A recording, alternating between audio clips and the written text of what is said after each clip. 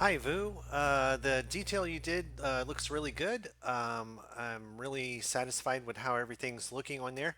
I just wanted to go over a few things when it comes to the sizing of the wood. So a little bit of a couple of things are off on the sizing. So I'd like to go back to the original sketch and give a little explanation of how I actually sketched this out.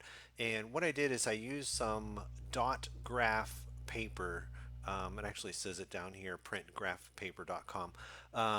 But it's a paper and it's got these little dots on here. And these are about a quarter of an inch on my sheet of paper. And what I do is I just use this as a guide um, as in between each dots on this particular drawing, I did it as 1 inch. So in between the dots would be 1 inch.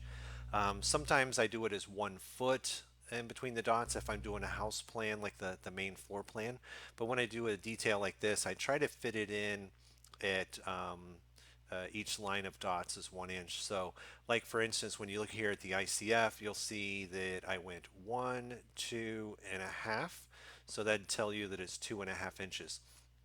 Now, I just wanted to point out across all these boards here, they're 2x4s, so they'd be an inch and a half thick. So right here, it starts at the top line, so it's 1 inch and then a half.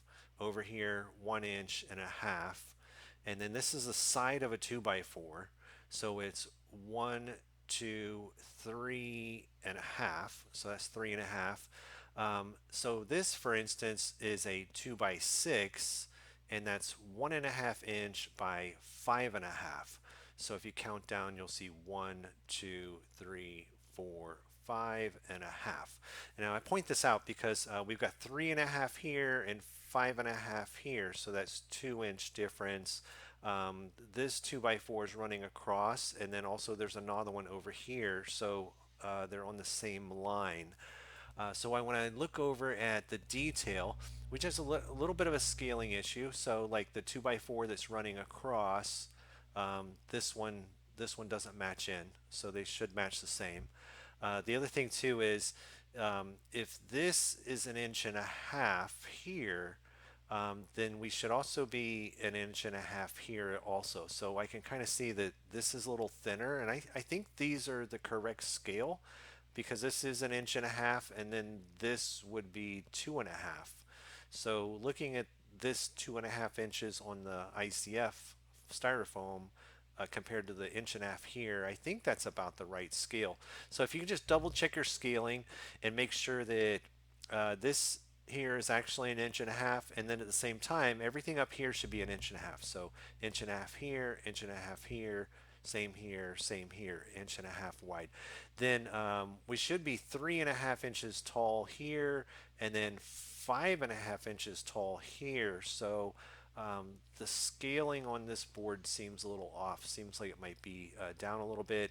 And then of course this is not the correct size. It should be 3.5 inches this way, which it probably is. I'm not sure, but this is 2.5 here, and this is bigger, so this looks like about 3.5. So we just need the 1.5, and then of course the 1.5 down here. So 3.5 wide, 1.5 tall. So if you check those dimensions there. Um, Other than that, one other thing too, I kind of missed it on my drawing. Now this measurement here says 1.5. That's the thickness of the board right here. Now this is actually meant to be the door seal, and this is actually supposed to be about 2 inches. So this should really go over to here. And then it should have a little lip on it for the seal. And in my sketch, excuse me, in my sketch here, you can see it's a little bit bigger than an inch and a half. And then it has this little, um, almost, it should be kind of a curve, not necessarily straight. I tried to make it a little curve, but it's small. It's hard to tell. But that would be the little flap edge of the door seal. So we do need to add a notation as to what that is. I missed that. So if you can extend it out to about 2 inches, and then put a little curve hanging off right there. And then if you can point to that and say garage door seal, SEAL, and then that'll identify that that's the seal there for the garage door. And sometimes too, when I want to take a break on these videos and think of something, research something, I'll reach over here and hit the pause button, and I'll come back. Okay, so some other minor touch-ups. Anytime there's rebar, we have to have 3 inches of coverage. So the rebar is too close to the edge right here, just to let you know. So we would need to hold this back to about where 3 inches would be, which is probably about where that rebar's at. So this needs to just be pulled up a little bit. That way, we always try to maintain the 3 inches of concrete going around. So if you can pull that up just a little bit, here you can see the arrow line is running through the lettering. If you can just pull that line back, I think I saw it, yeah, over here too. If you can pull this line back a little bit, it kind of got onto the lettering. Um, Over here, everything looks good. Everything over here looks good. Let me pause for a second. Oh, and the other thing too was this is 8 foot and a half inch, I guess, to garage floor recess. And I've got to do another detail later that shows the garage floor, but the garage floor has a recess and it comes up and it's sloped. Um, so that measurement is going off the garage door recess. But this measurement is actually going off the FFE. So the detail, the way it is right here, is a little bit incorrect. So we need to remove the FFE right here, and you can remove this line down here at the bottom as well, and just put an arrow. And just put an arrow right there, I guess, and then that's the squiggly line works to say, hey, it's being cut off. But if we can remove this line at the bottom, remove the FFE, and then probably take this number and move it down a little bit to match in more with this one, so it's kind of straight over. So if you put 9'1" here, and then put 2 FFE right there below it, so it'll say 9'1" to the FFE with an arrow here, and then this one is correct. Just put an arrow here and delete all this off the bottom, and then that'll get it more clear, because one measurement's coming off a different floor than the finished floor over here. So there's a pretty significant difference between those two numbers. So I didn't want to have a line down here that would be misleading, because that FFE, that's not where that's going. So I think I covered that okay.